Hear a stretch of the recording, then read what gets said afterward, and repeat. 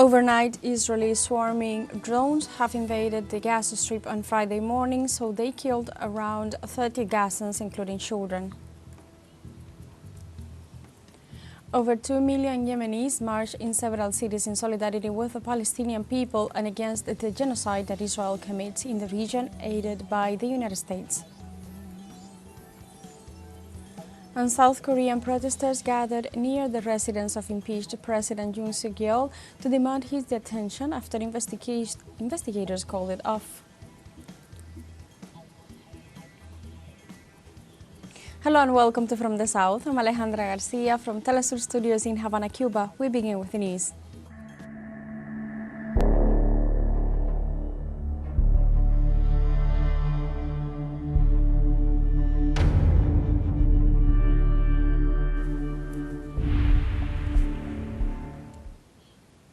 Overnight, Israeli swarming drones have invaded the Gaza Strip on Friday morning, so they killed around 30 Gazans, including children.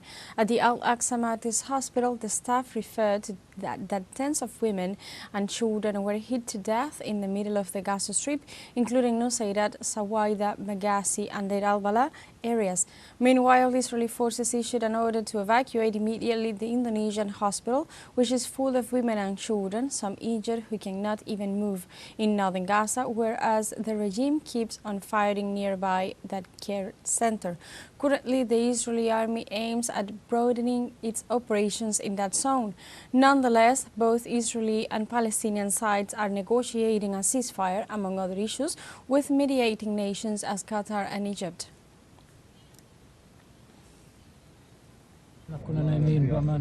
We were sleeping in God's safety. We had nothing to do with anything. The people were all civilians. We woke up to the missile strike. We found the whole house disintegrated, the martyrs dismembered, the women and children dismembered, all civilians. The Israelis target only civilians.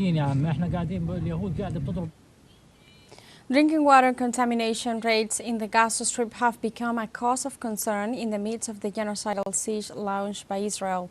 Authorities denounced that the Israeli army destroyed more than 80% of the sewage infrastructure, which caused leaks and contamination.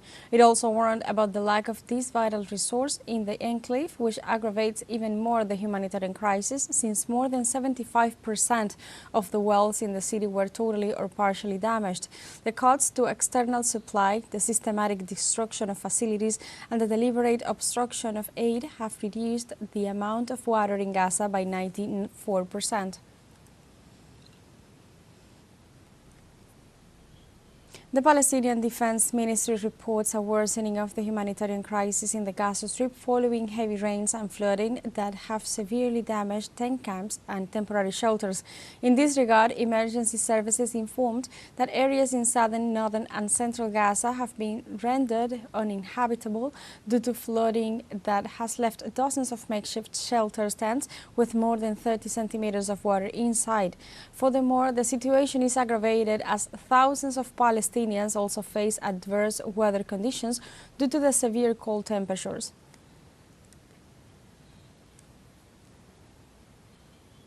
More than 2 million Yemenis marched in several cities in solidarity with the Palestinian people and against the genocide that Israel commits in the region, aided by the United States.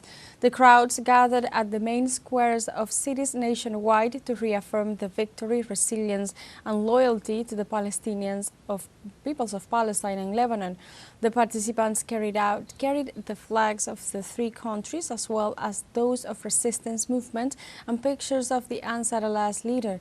During the mobilizations, the Yemenis demanded a stop to the ongoing genocide and to the expansionist plans of the Israeli regime's occupying forces.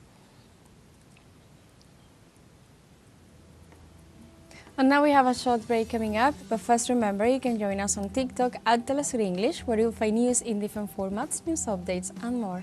We'll be right back, stay with us.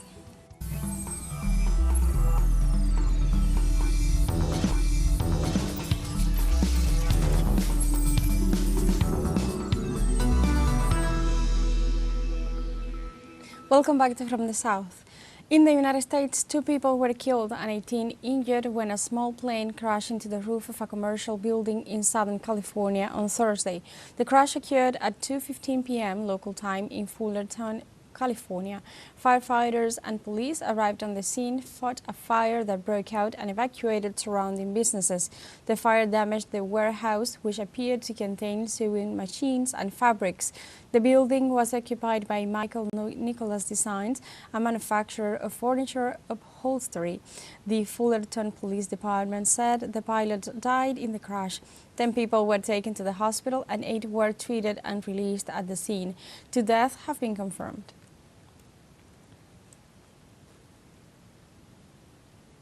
In New Orleans, the police completed their on-site investigation following the lately incident in which the U.S. Army veteran Shamsuddin Jabbar intentionally crashed his pickup truck into a crowd of revelers on Bourbon Street, taking at least 14 lives and injuring 30 others.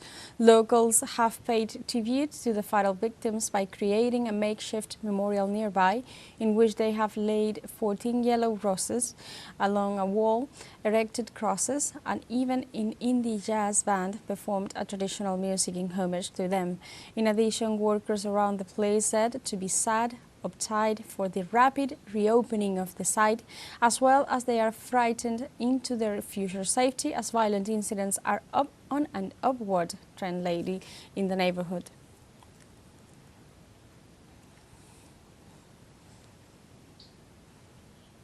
In this regard, during her morning press conference, the President of Mexico, Claudia Sheinbaum, condemned the violent incident and expressed her solidarity to families of the victims. First, we condemn these acts, and as always, our solidarity goes to the families of the victims. There are 2 Mexicans in New Orleans who were there visiting. The consulate is already attending them, approaching them for anything they may need. In Mexico, the first migrant caravan of 2025 heading to the U.S. started on Thursday with at least 1,500 people who began their pilgrimage from different countries in South America, Central America, and the Caribbean. According to reports, this new migratory wave began in the town of Tapachula in the state of Chiapas in southeastern Mexico. The migrants began their journey along the coastal highway and have already reached their first destination, the municipality of Huehuetan, to continue their procession towards Huixtala. The migrants seek to reach the U.S. before the inauguration of President-elect Donald Trump.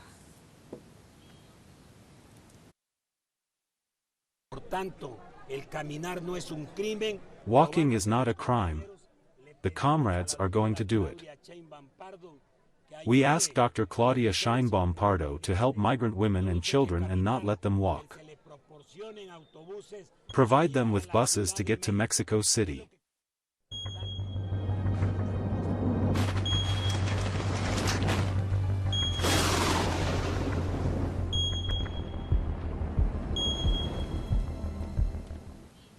In Peru, authorities reported on Thursday that the presence of abnormal swells in the north and center of the country will remain until Tuesday, January 7th. According to reports, the northwest swells will mainly affect areas with open or semi-open beaches oriented to the northwest and west.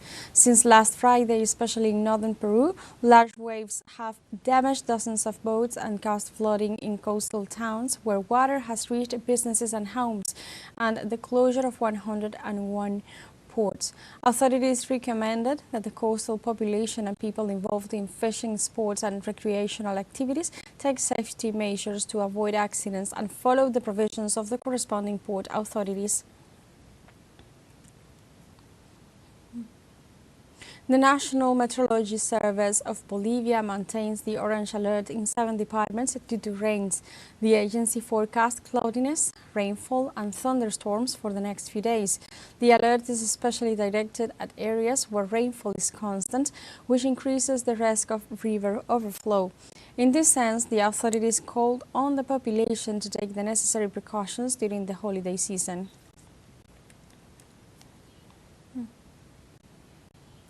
Japan's meteorological agency has urged the people to prepare for heavy snow in several areas.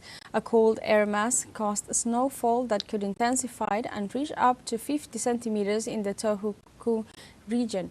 At the same time, a snowfall of 412 centimeters was recorded in the Hakoda Mountains.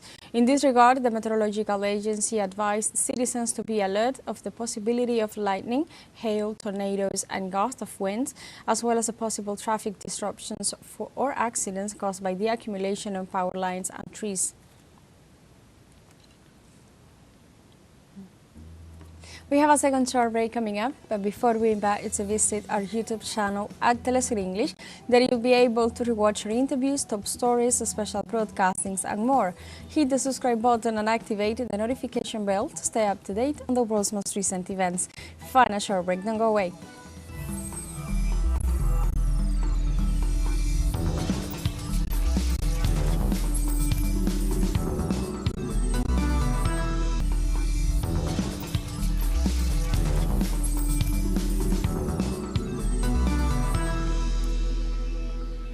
Welcome back to From the South.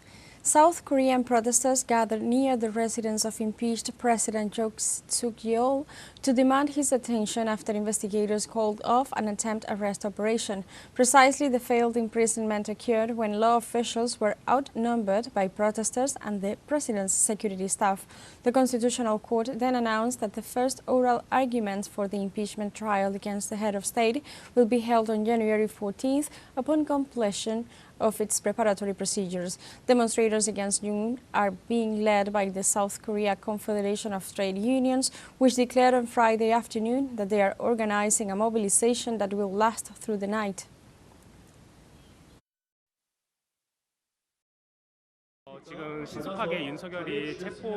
I came rushing out to this place filled with anger over the fact that Yoon Suk Yeol has not been swiftly arrested, and that they are resisting and not promptly complying with the arrest.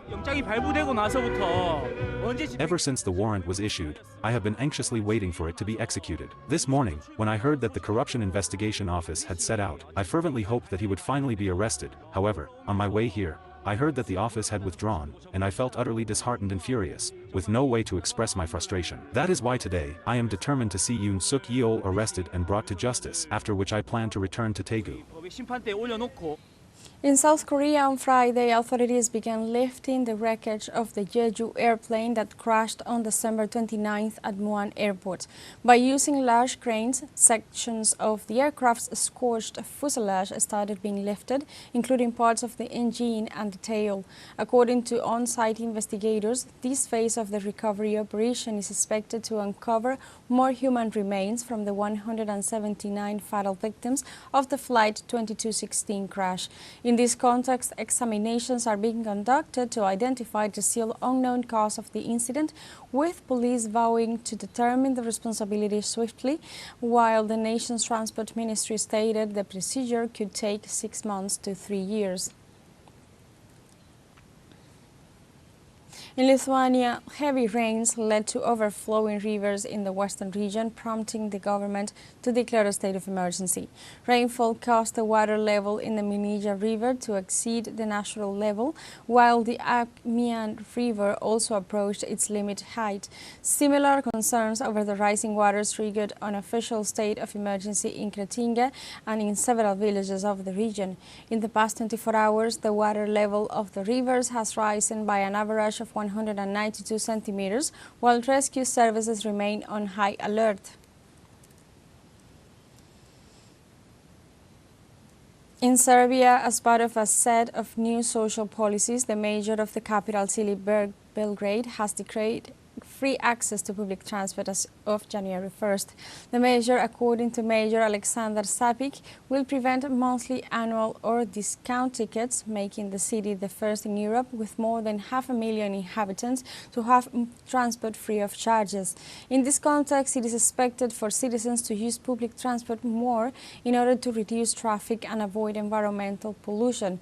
Sapic also indicated that the vehicle fleet of both the private and public sectors will be modernized.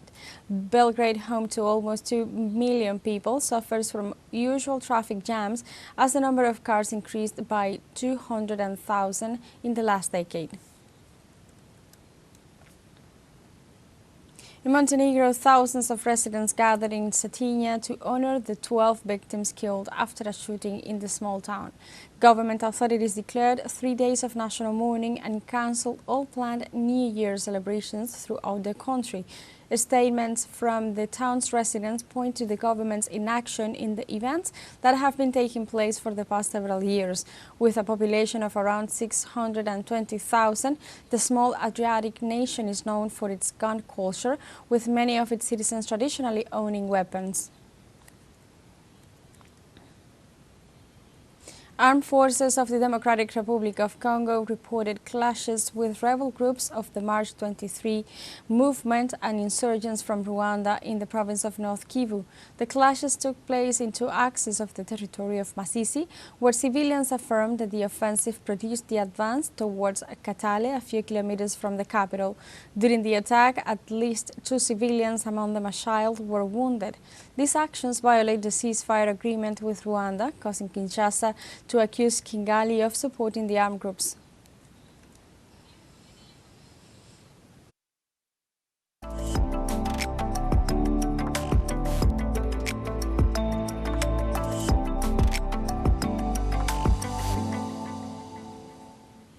The Prime Minister of Barbados, Mia Mottley, announced the celebration of the Carifesta festival in her country as an opportunity to consolidate resilience in the region. In her message as newly inaugurated President pro tempore of the Caribbean Community, CARICOM, the head of government announced that between August 22nd and 31st, Barbados will host the 15th edition of Carifesta. Mottley invited representatives from all over the Caribbean to participate in the Caribbean Festival of the Arts, commonly known as Carifesta, an international multicultural event organized periodically by Caribbean countries. On January 3rd, we remember the anniversary number 192 of the illegitimate occupation of the Argentine Islas Malvinas by British forces. On that date, in 1833, the territory of Islas Malvinas was illegally occupied by British forces, evicting the Argentine authorities legitimately established there. The almost bicentennial British occupation and the Argentine permissiveness consolidate day by day before the world the British illegal possession of this territory. According to the last Argentine constitutional reform of 1994, the recovery of these territories and the full exercise of sovereignty in agreement with the principles of international law constitute a permanent and unrenunciable objective of the Argentine people.